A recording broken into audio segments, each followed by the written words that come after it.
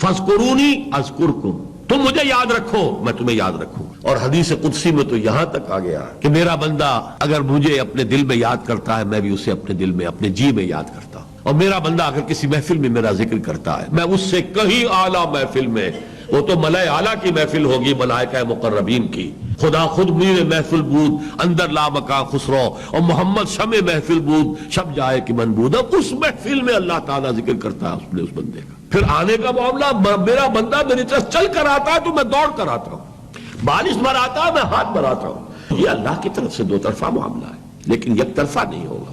فَلْيَسْتَجِيبُوا لِي وَلْيُؤْمِنُوا بِي، میرا کو حکم مانے، میری وفاداری کرے، مجھ سے محبت کرے. وَالَّذِينَ آمَنُوا أَشَدُّ حُبًّا لِلَّهِ، سب سے بڑھ کر محبوب میں ہو جاؤں، مطلوب کوئی اور نہ رہے، مقصود حقیقی کوئی اور نہ رہے.